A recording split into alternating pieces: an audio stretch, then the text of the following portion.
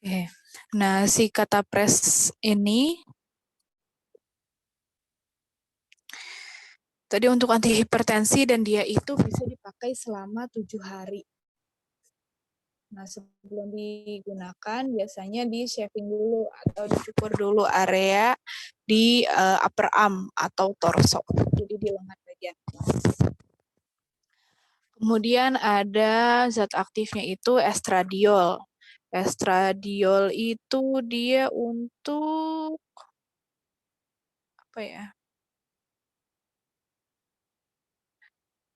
Itu terang.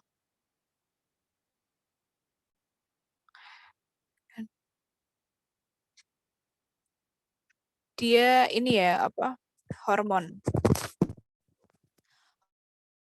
Hormon mereknya ada beberapa, ada Estradam, Vivel, ada Climara, Estradam dari Novartis. Modelnya 4 layer juga. Dia bisa sampai 2 minggu sampai 3 minggu. Dan seperti itu. Yang lainnya silakan dibaca. Ini dia menjelaskan layernya ada berapa dan isinya apa aja. Nah, kebanyakan kalau dilihat ya, ada klonidin, ada estradiol, kemudian ada testosteron. Jadi memang banyak hormon yang cukup poten atau dibutuhkan dalam konsentrasi kecil. Ini yang tadi sudah ya. Nah, kemudian selain yang 2 tadi, yang model ada reservoirnya, ada juga yang sistem nitrodur. Nitrodur kurang lebih bentuknya seperti ini. Dia kotak base-nya, tapi bagian tengahnya ini dia menggembung. Di bagian atasnya ada foil cover stripnya, kurang lebih mirip lah sama yang reservoir tadi.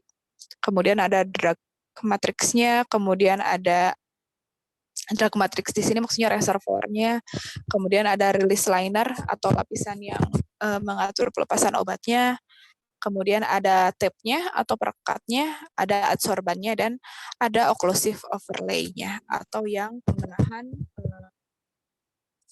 agar tidak ada komponen yang keluar atau yang hilang dari kulit.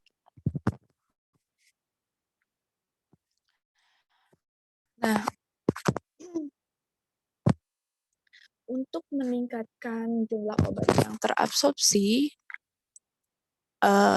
ke dalam pembuluh darah melalui pemberian transdermal ini seringkali ditambahkan enhancer atau peningkat permeabilitas.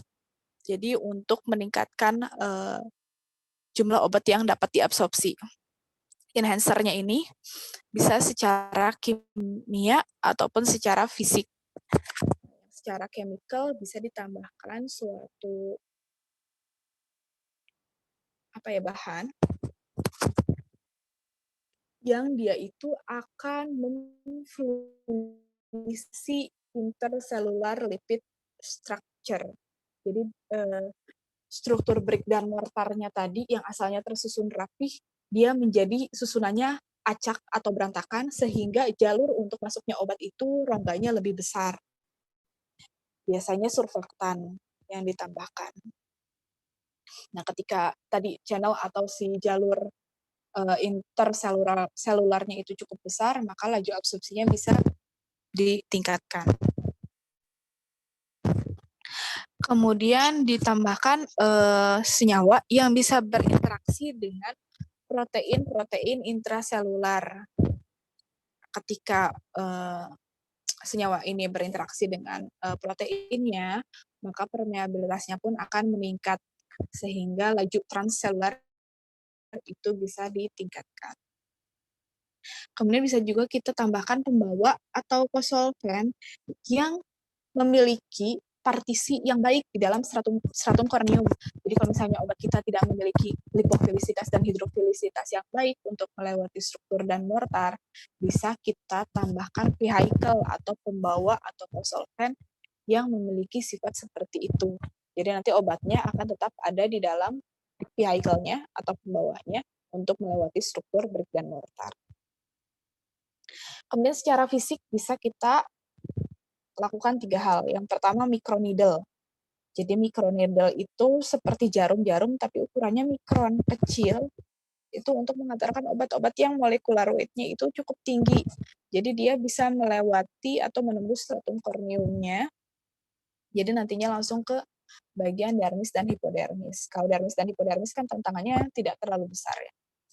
Kemudian ada juga metode iontoporesis. Jadi iontoporesis itu kita aplikasikan bukan sengatan listrik ya, potensial electrical difference, jadi perbedaan energi potensial di kulit. Nah, nanti dia akan menjadi driving force atau daya dorong untuk laju penetrasi. Dan yang ketiga adalah sonoporesis. Jadi sonoporesis itu kita berikan ultrasound atau gelombang suara di kulit. Nah, gelombang suara itu nanti dia akan akan merusak struktur interselular lipidnya. Nah, ketika rusak, maka laju absorpsinya juga bisa ditingkatkan. Nah, tapi perlu dilihat juga dosisnya atau daya rusaknya itu tidak boleh membahayakan atau dia bisa kembali ke bentuk semula.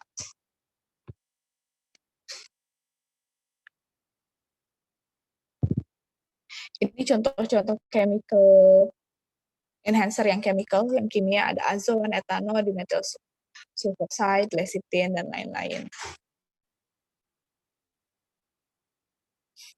Nah, keuntungannya yaitu reversible efeknya, jadi efek yang tadi ya, misal dia memfluidizing, dia membuat struktur lipidnya itu seakan-akan seperti cairan, jadi menjadi tidak tersusun rapi, tapi dia itu bisa kembali ke bentuk semula dengan cepat.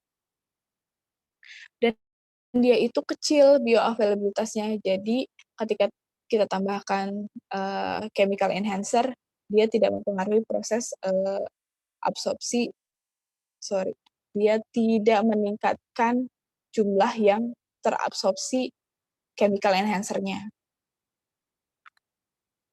Stabil dan kompatibel, dia juga tidak memiliki efek farmakologi, dan dia juga non-toksik atau non-iritasi.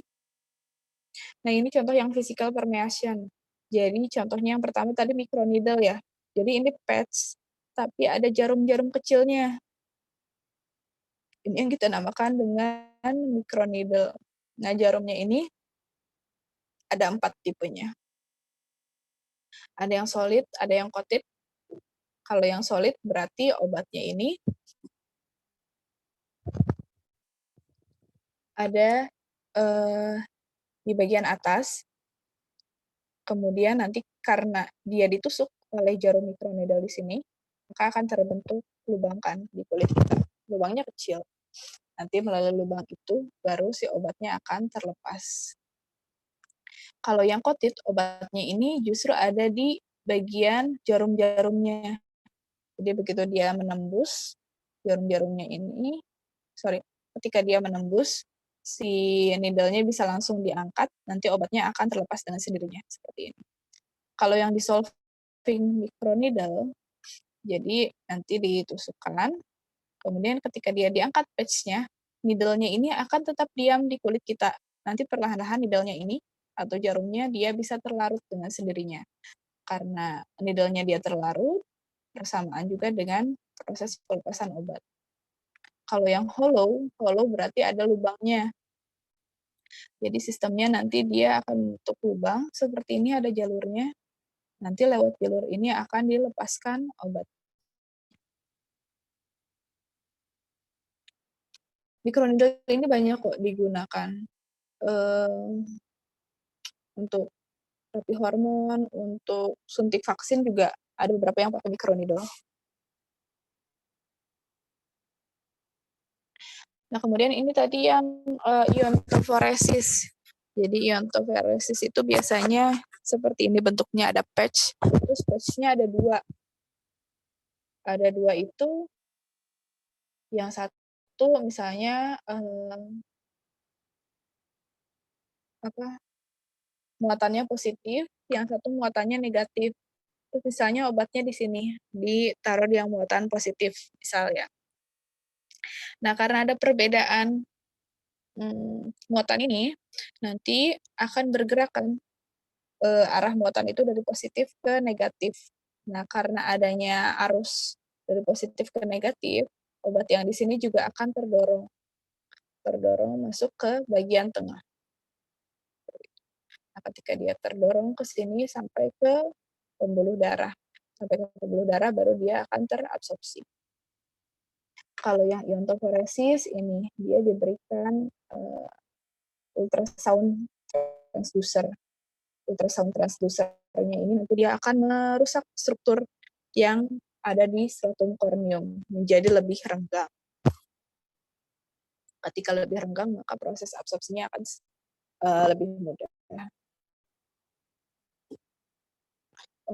Oke, ada yang mau ditanyakan dulu? Silahkan.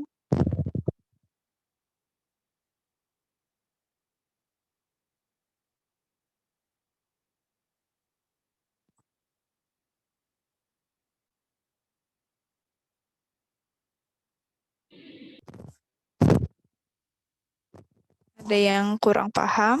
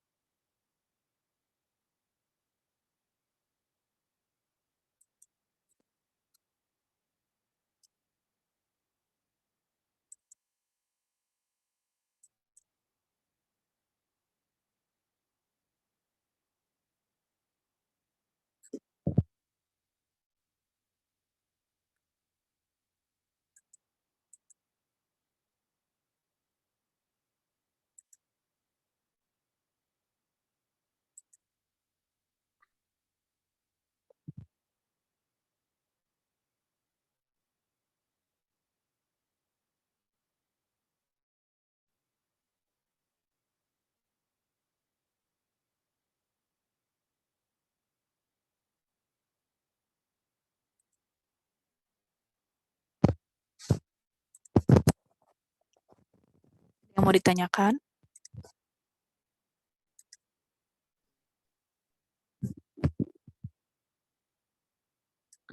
Oke, kalau nggak ada, nanti kita ketemu jam 12.30 ya untuk solida. Bahasan solida adalah mengenai granulasi dan drying. Jadi boleh kalau sebelum kelas membaca-baca dulu atau ada yang ditanyakan agar nanti kelas bisa lebih mudah dipahaminya. Terima kasih, saya tutup pertemuan hari ini. Wassalamualaikum warahmatullahi wabarakatuh. Waalaikumsalam warahmatullahi wabarakatuh. Waalaikumsalam warahmatullahi wabarakatuh.